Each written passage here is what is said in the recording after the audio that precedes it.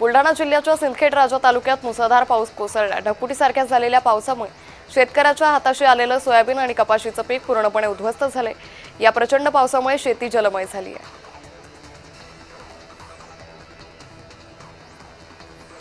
बीडमधील पूरस्थितीचा 6 गावांना फटका बसलाय। यावेळी स्थानिक प्रशासनाने मुख्यमंत्री आणि आमदार सुरेश धस यांच्याशी संपर्क करून एअरलिफ्टसाठी मागणी केली होती।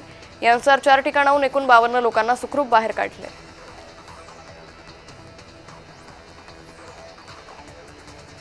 अहिल्यानगरमधील शहाजापूर गावातील सोमेश्वर मंदिरात पुराचं पाणी शिरलं। पुराचं पाणी शिरल्याने मंदिराचं नुकसान झालंय। अचानक आलेल्या पुरामुळे गुराख्यांचा गावाशी संपर्क तुटला।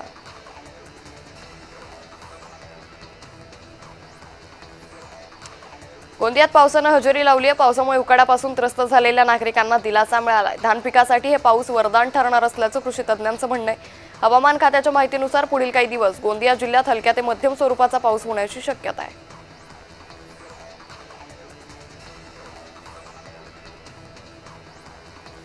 अहिल्यानगर जिल्ह्याला कालपासून जोरदार पावसानं झोडपलंय। अहिल्यानगरमधील पाथर्डी मार्गावरील घाटामध्ये दरड कोसळल्याचं पाहायला मिळतंय। त्यामुळे करंजी घाटातून वाट काढताना चालकांची कसरत होते।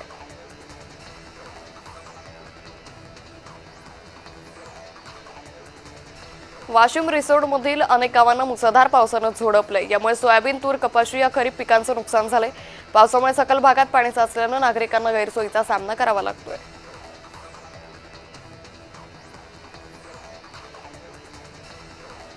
नाशिक जिल्ह्यातील येवरा शहरासह परिसरात पावसाने जोरदार हजेरी लावली। पावसामुळे बळीराजाच्या चेहऱ्यावर आनंद पाहायला मिळतोय। शेतकऱ्यांना दिलासा मिळालाय तर खरीप हंगामाला उभारी मिळणार आहे। पनवेलमध्ये मुसळधार पावसाने हाहाकार माजवलाय। गाढी नदी किनाऱ्यावरील घरांमध्ये पाणी शिरल्याने अनेक कुटुंब संकटात सापडली। खाडीच्या किनाऱ्यावरील 100 ते 125 घरांमध्ये पाणी शिरल्याची माहिती आहे। 200 नागरिकांना महापालिकेच्या उर्दू शाळेमध्ये स्थलांतरित करण्यात आले।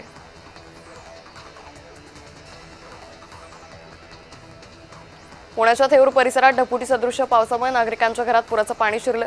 पुरामध्ये 70 नागरिक अडकले होते। या नागरिकांना रात्री उशिरा रेस्क्यू ऑपरेशन करत वाचवण्यात आलं। मात्र या पुरामध्ये 36 शेळ्यांचा मृत्यू झालाय। शेतकऱ्यांचं प्रचंड नुकसान झालंय।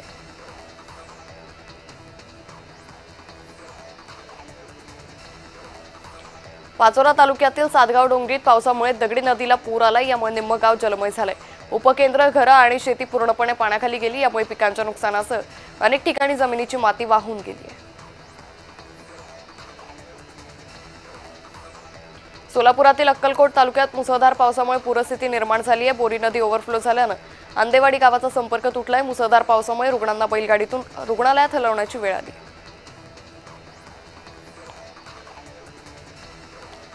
करमाळा तालुक्यात ढगफुटी सदृश्य पाऊस झालाय। करमाळा ते कोर्टी मार्गावरील पूल पाण्याखाली गेलाय। कोर्टी गावात मंदिर आणि घरात पावसाचं पाणी शिरलं।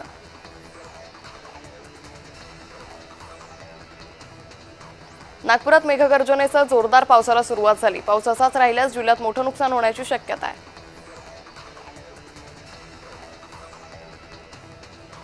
सोलापूर शहरातील सैफुल परिसरात ड्रेनेज लाईन चोकअप झाल्यानं सांडपाणी रस्त्यावर साचले। 4 ते 5 फूट पाणी साचलं असून काही नागरिकांच्या घरात पाणी शिरलं। महापालिका प्रशासनानं अजूनही लक्ष नाही दिलं तर परिस्थिती आणखी बिकट होण्याची शक्यता आहे।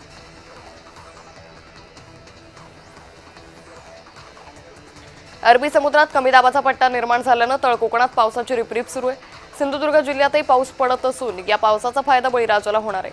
हवामान खात्यानं पुढील 3 दिवस तळ कोकणात येलो अलर्ट जारी केला आहे।